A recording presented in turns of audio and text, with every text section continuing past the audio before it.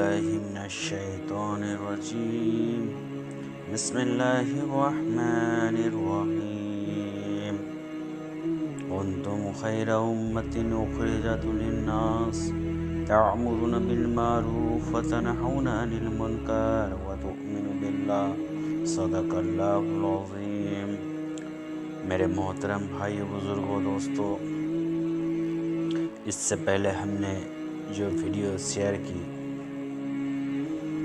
اس میں ایمان اور اسلام کے بارے میں بتایا۔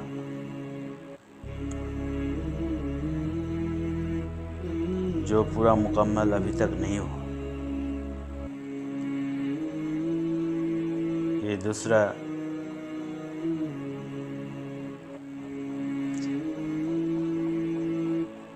بات ہے، یہ دوسری بات ہے، دوسرے اسٹیپ ہے۔ اس سے پہلے ہم نے بتایا کہ جس کے ایمان سب سے اعلیٰ درجے کی ہو، اس کے سامنے اللہ کے نام لیا جائے تو اس کے بدن میں اور اس کے دلوں میں کپ کپی آ جائے گا۔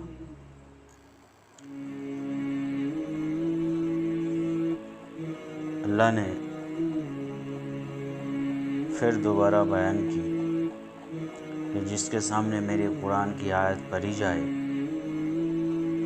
تو اس کے ایمان کے اندر تازگی پیدا ہو جائے گی، اور تیسری ایمان والے کی صفات بتایا، وہ صرف اللہ پر توکل کرے گا۔ حدیثوں میں اللہ کے نبی صلی اللہ علیہ وسلم نے فرمایا، سب سے اعلیٰ درجے کی ایمان اس کا ہے جس کے سامنے کوئی برائی ہو تو ان برائی کو ہاتھوں سے روک دے۔ اگر ہاتھوں سے روکنے کی طاقت نہیں ہے تو زبان سے کہے گا کہ یہ خراب ہے۔ اگر ہاتھ اور زبان سے کہہ نہیں پائے تو سب سے اعلیٰ درجے کے ایمان یہ ہے کہ وہ ان کاموں کو دلوں سے نفرت کرے گا۔ یہ سب سے اعلیٰ درجے کا ایمان ہے۔ اس لیے میرے محترم بھائیو، بزرگوں، دوستو، ہمیں اور آپ کو سب سے پہلے اللہ نے جو ایمان ہم سے اور آپ سے مخاطب کی ہے کہ وہ ایمان صحابہ رضی اللہ تعالیٰ عنہ اجمعین کی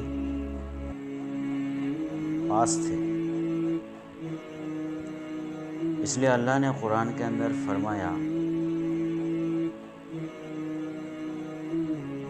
یا ایھا الذین آمنوا آمنوا۔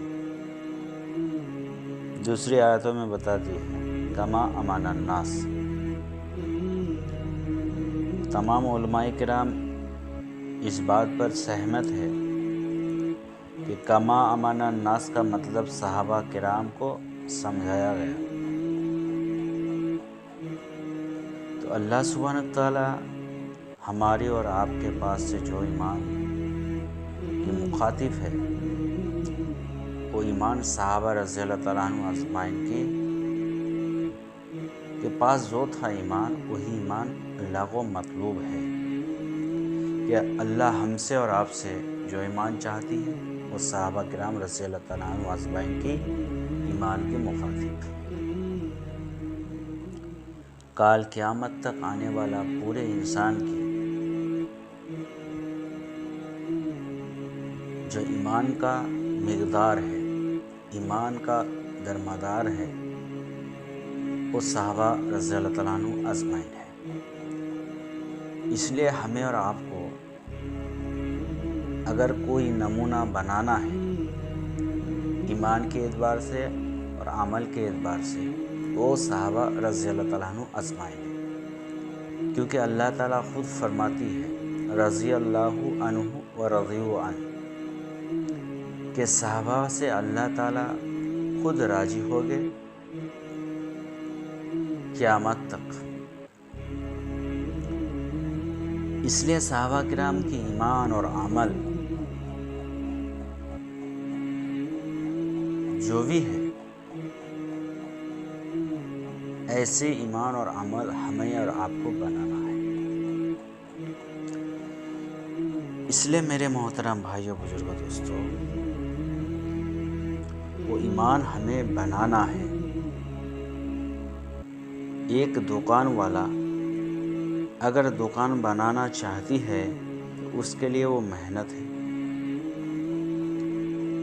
ایک سروس والا اگر سروس کرنا چاہتی ہے تو مسلسل ایک محنت ہے۔ دنیا کی ادنا سا چیز، دنیا کی تھوڑی سے حقیر چیز اگر محنت مانگتی ہے تو میرے محترم بھائیوں، دوستوں، جو ایمان کے اعتبار سے دنیا اور آخرت کی کامیابی چھپی ہوئی ہے، اس ایمان کے لیے اگر ہم اور آپ محنت نہیں کریں گے تو وہ ایمان ہماری اور آپ کے اندر پیدا نہیں ہو سکتا۔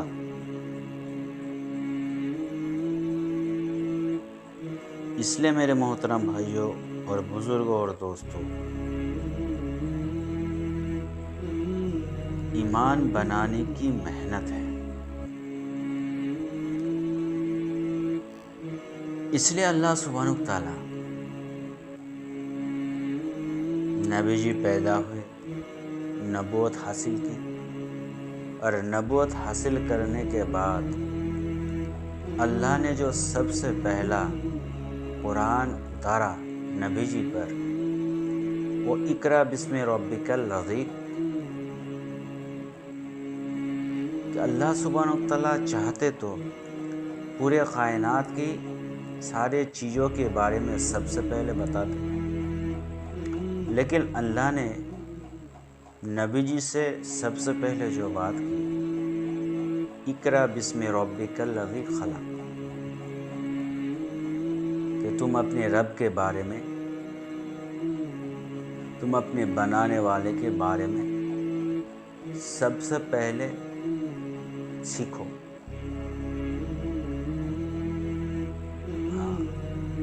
اسی لیے ہمیں اور آپ کو سب سے پہلے جس کے بارے میں سیکھنا ہے، جس کے بارے میں سوچنا ہے اور جس کے بارے میں معلومات کرنا ہے، وہ میرا اللہ ہے۔ اگر اللہ کو ہم پہچان نہیں سکیں گے تو میرے محترم بھائی دوستو، اللہ کی احکامات پر جمنا ہمارے اور آپ کے لیے بہت بھاری اور مشکل ہو جائے گا۔ اس لیے اللہ کے نبی صلی اللہ علیہ وسلم پر اللہ سبحانہ و تعالیٰ سب سے پہلے پچھلے نبی کی کارگزاری سنائی کہ ایمان کو لانے کے لیے، کہ نبی جی پر یا دوسرے نبی پر کتنی مشلت، کتنی مشکلات، کتنی تکلیفیں جھیلی، یہ آپ صلی اللہ علیہ وسلم کو اللہ تعالیٰ سنا رہی تھی کہ آپ سے آنے سے پہلے ہم نے نوح علیہ السلام کو اس دنیا کے اندر بھیجا، آدم علیہ السلام کو بھیجا، عیسیٰ علیہ السلام، موسیٰ علیہ السلام، ابراہیم علیہ السلام، جتنے بھی نبی تھے سارے نبی کو بھیجا اور سارے نبیوں کو ایمان سکھایا۔